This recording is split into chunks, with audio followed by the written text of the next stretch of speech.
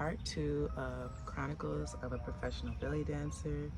And man, there's been so much happening, so many things that I want to touch bases on, but I've decided to break this down into like several parts.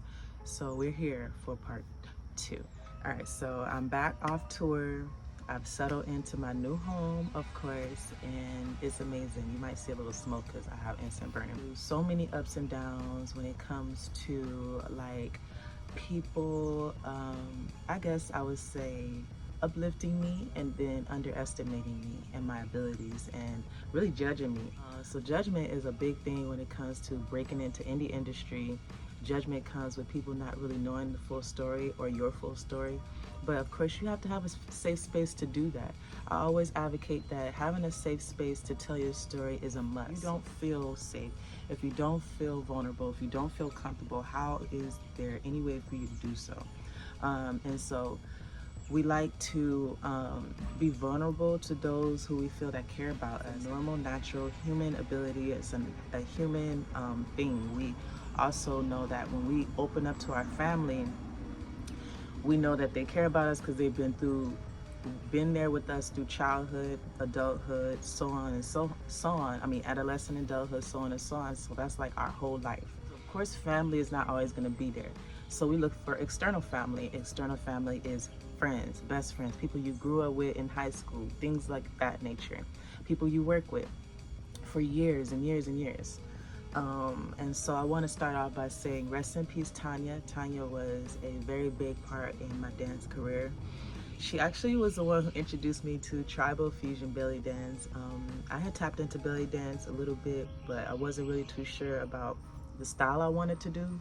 A person that comes from the depths of passion, so I'm a very passionate person. And when it came to tribal fusion, I realized that it worked for me because, of course, I like to dance fire. I like to dance with swords. I like to get down on the floor. I like to dance with veils and spin. I like to evoke emotion in the people that watch me dance. I want to express how I'm feeling and what emotions I'm going through on that day. I am a narrator, so I am a storyteller, and that's just how I dance. I like to incorporate modern, ballet, fusion, Afro fusion. That's well, I was allowed to learn and create with the amazing Tanya Bamani. May she rest in peace. If you want, you can send those flowers to her. I can give you all that information if she has been a part of your dance career. And I can go on and on about her. She really influenced and helped me get out there. I'm touring about 3 years ago with her in Southern Arizona, and she never denied me one time of performing. She never stopped me from performing. But I remember the reason that I did leave the troupe, our troupe was at first Desert Darlings. We were desert belly dancers because of Arizona. But the name of our troupe changed to Vista Vibes, and Vista Vibes was something that we all came up with collectively. But of course, I was the main influence to that name, and I loved it. I said, yes, Tanya, let's do it. So we became the Vista Vibes troupe of Southern Arizona, and I mean, we traveled all around Arizona. We did so many performances. I mean, people lined up and gathered to see us perform because we had a little bit of everything. And so I had started getting complaints from some of the girls, not because of what I was doing was wrong, but because they didn't want me there. And I understood that not wanting me there was going to give them more of an opportunity to be seen. So I'm not a person of competition when it comes to our abilities. I feel like everybody is great. I feel like I said, we had an intensive meeting, and I made sure that I let the ladies know, like, hey, I'm not here to compete with you all. I'm here to empower, and I made that very clear. I had to abruptly uproot myself and move. So the space that I was given was not a big space. I could have barely really did much, but I did it. I filmed my audition and I sent it in, and throughout that process, it took about 2 or 3 weeks to hear back because I sent mine in just like that. I learned very quickly. So the audition tapes, I had auditioned for the lead role and the ensemble role because it was my first time. I said, I don't mind being an ensemble. So, you know, I'm waiting, I'm super nervous, and the time comes around where the casting process is selected. So the cast were basically being selected, and I'm freaking out because I'm like, oh my God, I worked so hard to be a part of this cast. The tour was set to be touring in Texas, which was super close to me at the time, Arizona. So being in Arizona, I was like, oh yeah, cool. So I had booked my flight. You know, as soon as I found out I was, of course, selected as the cast, I see my picture, I get the email, and I'm like super excited. I go to my mom's house. Actually, I was staying with my mom. Okay, so I'm staying with my mom as I get selected, and I just want to share everything with her. I'm crying, I'm running around, I'm dancing. I'm like, Mom, I got selected. So I already, you know, just knew that I need to get my stuff together. I'm booking flights. Flight was like $90 because I'm from Arizona to Texas. Boom, that was easy for me.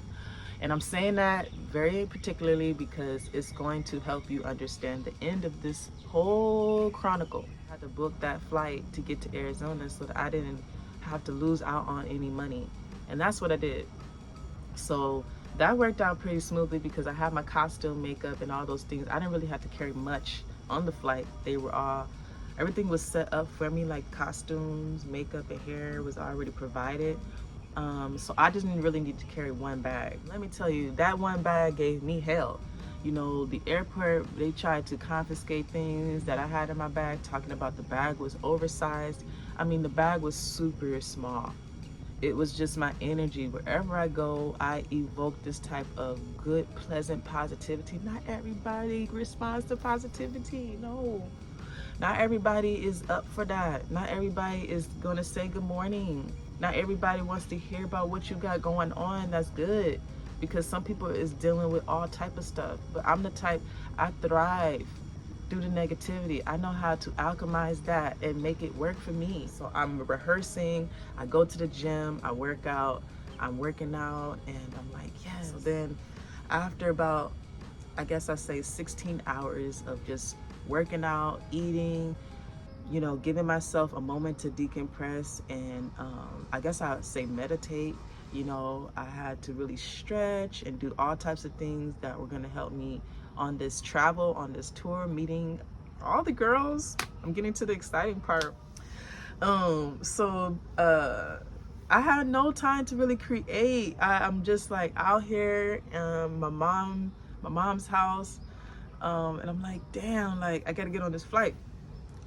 So the moment comes where my flight is here. I fly out of Arizona and I get to Texas. And when I land in Texas, I get to the airport and my best friend picks me up.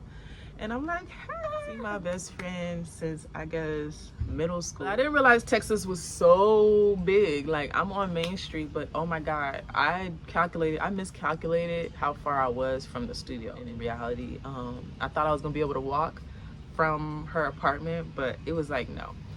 So I'm panicking the day I had to get to the first rehearsal because I ended up having to get an Uber and I didn't want to spend that money. Like I really didn't have it like that to do. Like I really had everything planned out to the T. But the walk was ridiculous. It was super hot. I had my hair in a style where it was like slicked in a ponytail, like no braids, but I had a slick back ponytail. And as you see on the Chronicles one, and for me, multitasking, I'm gonna get into that. It's a part of my, I guess I would say, human chart.